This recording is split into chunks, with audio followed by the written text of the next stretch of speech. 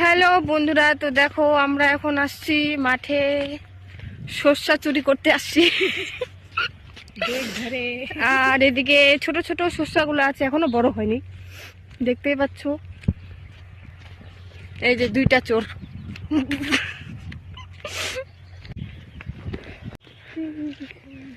এই যে কত ছোট ছোট সর্ষা আমরা এখন তুলবো। এই যে একটা চোর উঠাচ্ছি, সকাল সকাল চলে এসেছি আমরা।